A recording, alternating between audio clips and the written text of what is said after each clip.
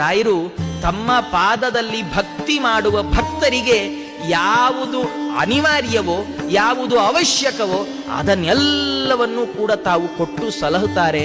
ಜೊತೆಗೆ ಅವರು ಒಂದು ಕಣ್ಣೋಟ ಬಿದ್ರೆ ಸಾಕಂತ್ರಿ, ನಮ್ಗೆ ಹೆಚ್ಚೇನು ಬೇಡ. ರಾಯರ ಮುಂದೆ ನಿಂತು ನಾವೇನ್ ಕೇಳ್ಕೊಳ್ಬೇಕು? ಅಪ್ಪಣ್ಣಾಚಾರ್ಯ ನಮ್ಗೆ ಹೇಳ್ಕೊಡ್ತಾರೆ. ಅವರು ಹೇಳ್ತಾರೆ, ರಾಯರ ಮುಂದೆ ನೀವು ನಿಲ್ತೀರಲ್ಲ, ರಾಯರ ಮುಂದೆ ನಿಂತಾಗ ಅವರನ್ನು ಕೇಳಿ, ಸ್ವಾಮಿ ನಂಗೆ ಒಳ್ಳೆ ಮನೆ ಬೇಕು, ಒಳ್ಳೆ ಕೆಲಸ ಬೇಕು, ಒಳ್ಳೆ ಸಂಬಳ ಬೇಕು, ಒಳ್ಳೆ ಉದ್ಯೋಗ, ಮತ್ತೊಂದು ಬೇಕು, ಮಗದೊಂದು, ಅದೆಲ್ಲ ಕೇಳಬೇಡ್ರಿ.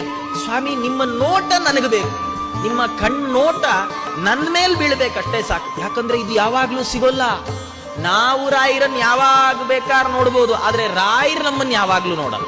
ಯಾಕೆಂದ್ರೆ ಅವರು ದೇವರನ್ನು ನೋಡ್ತಾರೆ.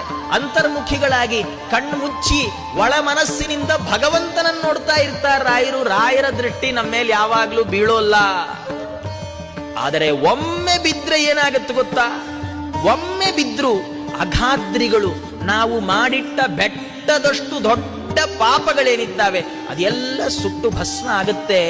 ಆದ್ರೆ ರಾಯರ ಕಣ್ಣೋಟ ಅನ್ನುವ ವಜ್ರಾಯುಧ ಪಾಪ ಅನ್ನುವ ಬೆಟ್ಟವನ್ನೇ ಸೀಳಿಬಿಡುತ್ತೆ. ಬರೀ ರೆಕ್ಕೆ ಕಡಿಯಲ್ಲ, ಬೆಟ್ಟನೇ ಕಡಿದು ಹಾಕತ್ತೆ. ಅಂತಹ ರಾಯರು ಕ್ಷಮಾ ಸುರೇಂದ್ರ.